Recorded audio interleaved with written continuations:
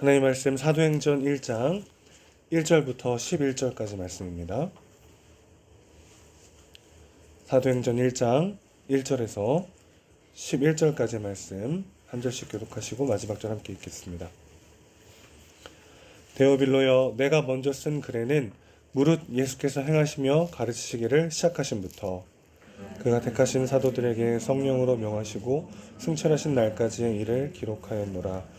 그가 고난받으신 후에 또한 그들에게 확실한 많은 증거로 친히 살아계심을 나타내사 40일 동안 그들에게 보이시며 하나님 나라의 일을 말씀하시니라. 사도와 함께 모이사 그들에게 분부하여 이르시되 예루살렘을 떠나지 말고 내게서 들은 바 아버지께서 약속하신 것을 기다리라. 요한은 물로 세례를 베풀었으나 너희는 몇 날이 못되어 성령으로 세례를 받으리라 하셨느니라. 그들이 모였을 때에 예수께 여쭈어 이르되 주께서 이스라엘 나라를 회복하심이 이때이니까 하니 이르시되 때와 시기는 아버지께서 자기의 권한을 주셨으니 너희가 알 바 아니요 오직 성령이 너희에게 임하시면 너희가 권능을 받고 예루살렘과 온 유대와 사마리아와 땅끝까지 이르러 내 증인이 되리라 하시니라. 이 말씀을 마치시고 그들이 보는데 올려져 가시니 구름이 그를 가리어 보이지 않게 하더라. 올라가실 때에 제자들이 자세히 하늘을 쳐다보고 있는데 흰옷 입은 두 사람이 그들 곁에 서서 함께 있습니다. 이르되 갈릴리 사람들아 어찌하여 서서 하늘을 쳐다보느냐. 너희 가운데서 하늘로 올려지신 이 예수는 하늘로 가심을 본 그대로 오시리라 하였느니라. 아멘. 사도행전 말씀으로 은혜샘교회 첫 새벽을 열었습니다. 새벽마다 함께 말씀을 묵상하면서 오직 하나님만 주인 되시는 교회, 성령께서 이끄시는 교회로 세워져 가기를 소망합니다. 사도행전은 누가복음의 저자인 누가가 쓴 두 번째 편지입니다. 수신자는 데오빌로라는 사람인데요. 이 데오빌로 로마의 고위 관료였습니다. 복음에 막 눈을 뜬 초신자, 이방인을 대표하는 상징적인 인물이라고 할 수 있겠는데 각하라는 표현이 데오빌로의 지위를 가리키는 말인지 아니면 예우 차원에서 쓰인 것인지는 분명하지 않아요. 사도행전 후반부에 등장하는 로마의 총독 벨릭스나 베스토에게는 예우의 차원의 호칭으로 각하가 쓰이기도 했습니다. 근데 주목할 거는 누가복음 처음에서 누가가 데오빌로를 부를 때는 데오빌로 각하라는 말이 나오지만 이 사도행전은 그의 지위를 나타내는 이런 세속적 호칭이나 예우를 위한 호칭이 쓰이지 않았다는 겁니다. 그냥 데오빌로라고 부르고 있죠. 데오빌로는 점점 교회 공동체 안으로 들어오고 있어요. 교회 한 가족이 되었습니다. 그래서 더 이상 중요한 것은 그의 직책이라든지 그의 지위가 아니라 그가 한 교회, 한 공동체, 한 가족이 되었다는 거죠. 세상은 내가 무언가를 가졌느냐 이것으로 우리의 등급이나 지위를 결정합니다. 직급이 뭐냐, 나이가 몇 살이냐, 어느 대학 나왔냐, 연봉이 얼마냐. 그러나 최소한 교회 안에서는 세상의 지위나 소유나 성취의 정도로 사람을 차별할 수 없죠. 왜 그렇습니까? 결코 그런 것들이 성도의 존재 가치를 결정하는 기준이 될 수 없기 때문에 그렇습니다. 하나님이 부여하신 새로운 정체성이 세상의 그 어떤 가치나 정체성보다 더 위에 있기 때문이죠. 데오빌로라는 말은 하나님이 사랑하시는 자 혹은 하나님을 사랑하는 자라는 뜻입니다. 우리 모두의 정체성은 바로 여기에 있죠. 하나님께 사랑받는 자요.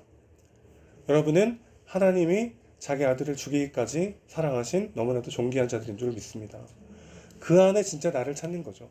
거울 앞에 본 내 모습이 어떠하든지와 상관없이 세상 사람들이 나를 어떤 기준과 잣대로 바라보고 있는지와 상관없이 하나님이 나를 영원한 사랑의 눈으로 바라보고 계시는 것을 기억하는 우리가 되길 소망합니다. 또 오늘 3절 말씀을 보면은 예수님이 부활하신 후에 40일 동안 계속해서 강조하신 것이 있습니다. 바로 하나님 나라입니다. 저 같으면 옆구리 찌른 로마 병정 찾아다녔을 것 같아요. 누가 질렀냐? 내가 부활한다고 했지? 막 그렇게 나를 모욕하고 비난했던 자들에게 복수하는데 시간을 허비하지 않으시고 하나님 나라를 가르치시는데 집중했다는 거예요. 여러분, 우리가 우리의 정체성을 무엇으로 세워야 합니까? 우리가 존귀한 하나님의 사람이고 하나님께 사랑받는 하나님의 자녀라는 것이 우리의 정체성이 되어야 되죠. 또 한 가지는 우리가 하나님 나라의 대사로 여기 있다는 것입니다. 우리가 주부이든 교사이든 사업가든 회사원이든 그 어떤 일을 하든지 간에 내가 있는 이곳을 하나님 나라로 확장시키고 하나님 나라의 가치로 살아내는 그 하나님 나라의 대사로 우리를 부르셨다는 것이죠. 여기에 우리의 정체성이 있어야 합니다. 하나님의 사랑과 부르심 안에서 우리를 찾는 우리 모두가 되길 소망합니다. 데어빌로가 각하에서 그냥 데어빌로로 가는 그 과정처럼요. 우리가 우리의 소유, 우리의 성취, 우리의 외모, 우리 어떠함으로 서로를 재단하고 판단하는 이 세상의 거대한 가치 속에서 그 안에 우리를 찾는 것이 아니라 우리를 사랑하시고 우리를 하나님 나라의 상속자로 그 나라의 대사로 여기 세우신 그 부르심 안에서 우리를 발견하는 우리 모두가 되시기를 주님의 이름으로 축원합니다. 그렇게 살아가는 삶을 방해하는 것들이 있어요. 뭐냐면 내가 예수님을 만난 후에도 여전히 지나치게 의미를 부여하고 집착하고 있는 것들이 있더라는 것입니다. 오늘 6절을 보시면은 계속해서 제자들이 질문해요. 이스라엘의 회복은 언제입니까? 예수님은 지금 하나님 나라에 대해서 얘기하고 있는데 제자들은 여전히 이스라엘 나라에 대해서 이야기하고 있어요. 회복하다라고 번역된 헬라어 동사는 복원하다, 다시 세우다라는 뜻을 가진 단어입니다. 그러니까 제자들의 관심사는 여전히 이스라엘의 정치적 독립인 거죠. 물론 제자들에게 아무런 변화가 없었던 건 아니에요. 그들은 더 이상 도망가지 않아요. 예수님과 함께 담대히 나아가고 있습니다. 그러나 그들은 여전히 헛된 것에 마음을 빼앗기고 있습니다. 부활하신 예수님을 만나고도 내가 집착하고 갈망하고 추구하는 무언가를 내려놓지 않으면 우리 주님을 온전히 누릴 수가 없는 것이죠. 우리는 아직 완성되지 않았지만 이미 임한 하나님 나라의 백성이 되었습니다. 우리는 죽음 이후가 아니라 지금 여기 이 땅에서 하나님의 나라를 누리라고 부름받은 자들인 것이죠. 그렇기 때문에 내가 집착하고 있는 것들, 내가 의미를 부여하고 지나치게 갈망하고 있는 바로 그 지점, 예수님 말고 다른 것에서 내 존재 가치와 삶의 의미를 찾게 되는 바로 그 지점에서 우리는 하나님의 나라를 제대로 누릴 수가 없게 되는 것이죠. 내가 원하던 무언가를 이루거나 간절히 바랬던 어떤 것을 가지게 되거나 그런 것들에 우리의 존재 가치와 삶의 의미를 부여하기 시작하면 너무도 자주 불행하고 흔들릴 수 있습니다. 내 소유, 나를 인정해주고 사랑하는 사람들, 내가 하고 있는 나의 일들, 그 모든 것들은 하나님의 자녀이자 하나님 나라의 대사로 내가 여기 있다라고 하는 그 정체성을 가지고 누리고 살아내야 할 자리들이지 내 정체성의 근간이 되면은 안 된다는 것이죠. 부활하신 예수님을 만났고 성령도 받았지만 여전히 헛된 것에 집착하고 있는 제자들에게 예수님 뭐라고 말씀하십니까? 우리 7절과 8절을 다시 한번 읽어보겠습니다. 7절 8절 시작.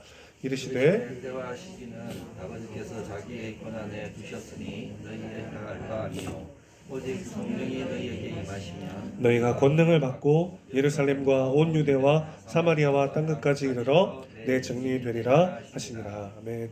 때와 시기는 하나님께 맡기는 것입니다. 정말 내가 하나님의 사랑과 부르심 안에서 그 안에서 온전히 나를 찾는 사람들은 나의 열심, 나의 노력, 나의 어떠함이 쏟아져 부어지는 그 삶의 자리가 언제 변화되고 언제 유의미한 결과를 얻는지에 집중하지 않아요. 온전히 하나님께 헌신하고 열심히 살아가지만 그 결과는 철저히 하나님께 맡기는 거죠. 그 때와 시기를 하나님께 맡깁니다. 그건 내 책임이 아닌 거죠. 끝까지 최선을 다해 선신하고 하나님 붙잡지만 그 때와 시기는 하나님께 맡기는 겁니다. 그럼 우리가 집중하는 건 무엇입니까? 성령 받아 예수의 증인으로 사는 오늘 하루인 것이죠. 그런데 재미있는 사실은 제자들은 이미 성령을 받았다는 거예요.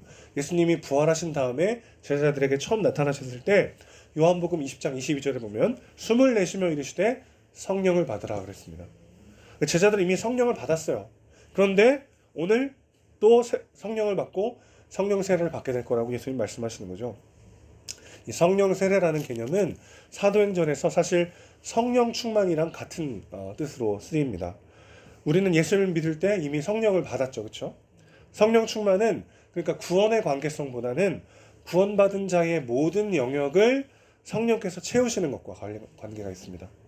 부활하신 예수님을 인격적으로 만나셨나요? 그럼 우리는 성령을 받은 거예요. 하지만 예수님이 내 삶의 모든 영역 속에 주인 되시는 것은 별개의 영역인 것이죠. 8절 말씀은 결국 이걸 말씀하고 있는 거예요. 성령이 우리에게 임하시면 권능을 받고 우리의 편견, 우리의 한계, 우리의 모든 것들을 넘어서서 예수의 증인으로 조금씩 조금씩 세워져 가는 삶을 우리가 살게 될 것이라는 약속인 것입니다.